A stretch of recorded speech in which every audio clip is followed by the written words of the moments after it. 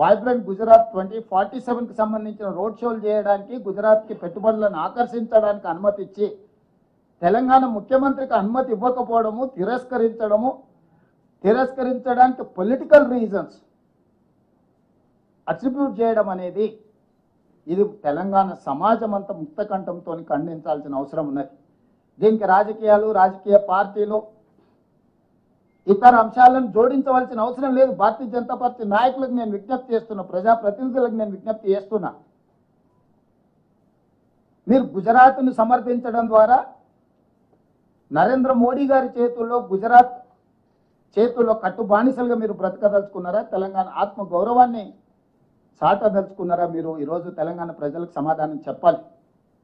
ఈరోజు తెలంగాణ రాష్ట్ర ముఖ్యమంత్రి పర్యటనను తిరస్కరించడం అంటే తెలంగాణ యొక్క అభివృద్ధిని అడ్డుకోవడమే. ఇది తెలంగాణకు జరిగిన అవమానము.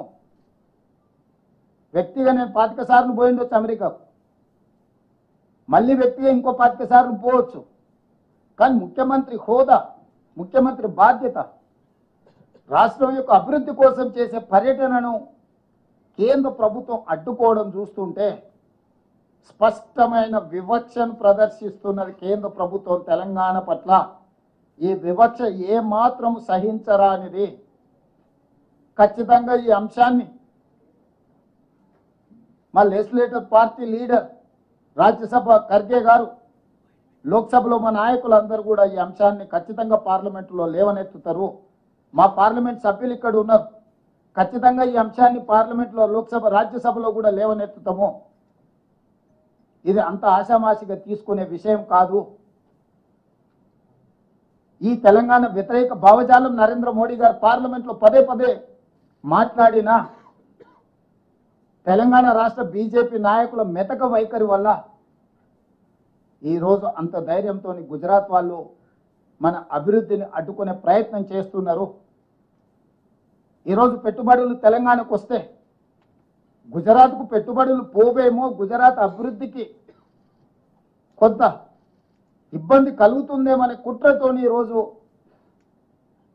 నా పర్యటనను అడ్డుకున్నారు. వాళ్ళు చెప్పిన లెటర్లో clearance from political angle is declined అంటే what is political angle? Narendra Modi Bharatiya Janata party, Revanth Reddy Congress party.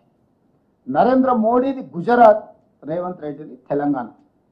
ఇదే కదా మీ పొలిటికల్ యాంగిల్, ఇదే కదా మీ వివక్ష.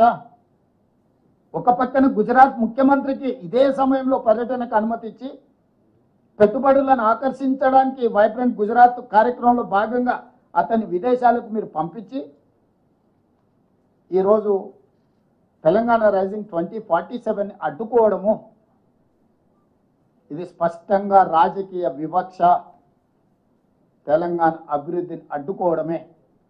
అందుకే ఈరోజు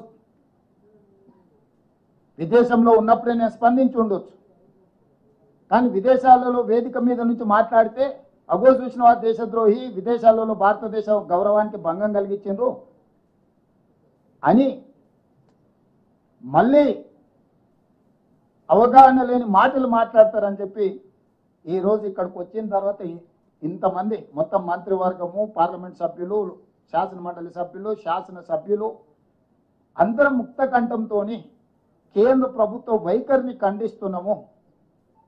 ఇది ఏమాత్రం కూడా ఫెడరల్ స్ఫూర్తికి ఇది విరుద్ధము.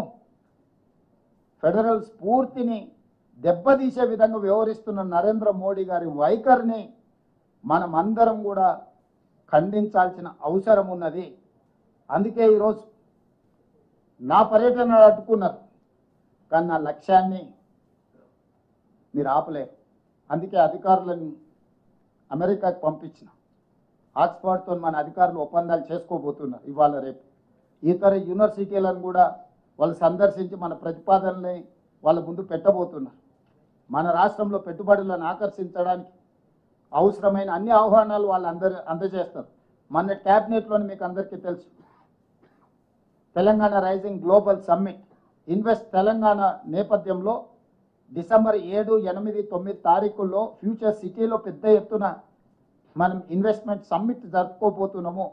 దీనికి సంబంధించిన ఆహ్వాన పత్రాలు సంబంధిత కార్పొరేట్ కంపెనీస్ అందజేస్తారు. ఎందుకంటే వాళ్ళు 4-5 నెలలు